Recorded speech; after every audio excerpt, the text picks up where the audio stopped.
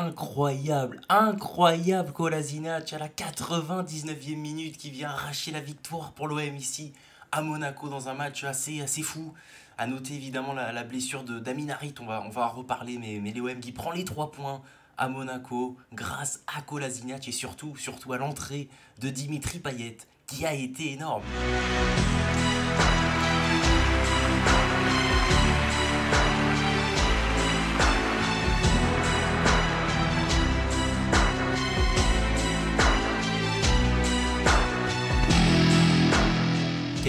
Quelle folie! À la toute dernière seconde, cette tête de Sead Kolasinac qui vient battre Noble sur ce magnifique coup franc frappé par Dimitri Payet. Et l'OM va arracher le succès 3-2 à Monaco et recolle assez largement au classement grâce à ce but de Kolasinac. OM est quatrième à seulement 1 point du Stade Rennais 3e et à 6 points du Racing Club de Lens. Et ça avait bien démarré pour les Marseillais avec ce coup franc sublime d'Alexis Sanchez qui trompe le gardien allemand de l'AS Monaco. Magnifique coup franc d'Alexis Sanchez, une première mi-temps maîtrisée par les Marseillais jusqu'à malheureusement cette faute assez litigieuse quand même de Balerdi qui fait tomber Diatta, transformé par Ben Yedder, une belle Panenka.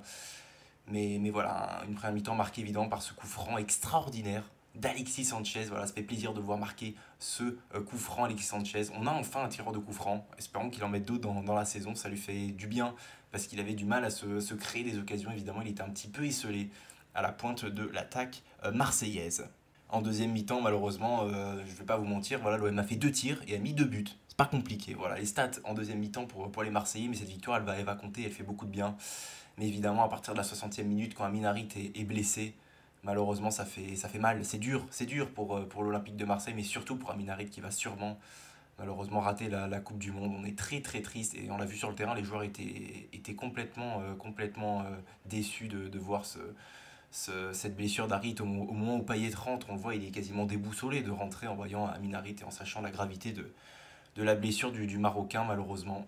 Et derrière, ça va pas pardonner parce que Monaco va repasser devant sur une action où Chancel Bemba obtient un corner. Malheureusement, l'arbitre en décide autrement, il n'accorde pas le corner.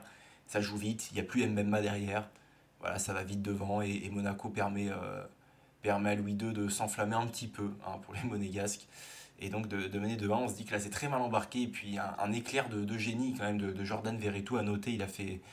Il a fait une action magnifique dans la surface, le numéro 27 de l'OM, une magnifique frappe du pied gauche qui vient battre le gardien monégasque et permettre à l'OM à 5 minutes de la fin de recoller au score. Et c'est quand même mérité. À la même minute, Kolasinac fait son entrée en jeu et 10 minutes plus tard, même un peu plus, Payet vient se balader encore une fois. C'est déjà lui qui avait trouvé Verretou justement dans la surface, Dimitri Payet. Et là, il vient obtenir un coup franc qui sort de nulle part, parce qu'il fait l'action totalement tout seul sur le côté gauche. C'est assez magnifique ce que fait Dimitri Payet. Et derrière, il transforme ce coup franc en cadeau en fait pour cette Kolasinac. Il y avait beaucoup de joueurs qui étaient là, tout le monde était devant et c'est Kolasinac, voilà, c'est un peu l'image de ce match. Kolasinac qui se rattrape entre guillemets un peu de sa tête contre Tottenham et qui permet à l'OM de s'imposer 3-2 dans ce match. Les notes rapidement marseillaises avec un contraste quand même assez énorme qu'on a vu dans ce match, la différence entre Rongier et Verretou pour moi. Verretou, voilà, il fait un bon match, il est décisif, alors que Rongier, voilà, on a eu du mal à exister en fait au milieu de terrain. Moi j'aimerais bien voir Guendouzi un peu plus bas aux côtés de Jordan Verretou et d'avoir un troisième attaquant aux côtés de Sanchez et Harit, même si bon, malheureusement Harit on ne sait pas quand il sera de retour. Parce qu'il s'est fait très mal le milieu de terrain marocain. On espère vraiment que ça aille bien, mais malheureusement, je crois que pour la Coupe du Monde, c'est fini malheureusement pour Amin Harit. Heureusement qu'il y a eu ces changements qui ont un petit peu amené, notamment évidemment Dimitri Payet, voilà, qui est pas dans cette note parce qu'il n'est pas sur la compo de base, le 11 titulaire d'Igor Tudor. Mais l'entrée de Dimitri Payet, elle est décisive et pour moi, c'est lui en fait. C'est Dimitri Payet qui est l'homme du match parce qu'il fait la différence tout simplement. Il y a 2 tirs en deuxième mi-temps, c'est lui qui amène les deux tirs marseillais. Bravo à Dimitri Payet, ça fait du bien de le voir comme ça, même si évidemment c'est lié à la sortie sur blessure d'Amin Harit. Mais à noter l'excellent match de Dimitri Payet et à noter surtout la victoire marseillaise. On va pouvoir passer une Coupe du Monde tranquille parce que les Marseillais sont imposés sur le dernier match. Voilà, on enchaîne une victoire contre Lyon et une victoire à Monaco. C'était quand même un peu inespéré au sortir de la défaite contre Tottenham, mais les Marseillais sont toujours vivants Et on va se battre en deuxième partie de saison. On espère que Amin Harit sera là.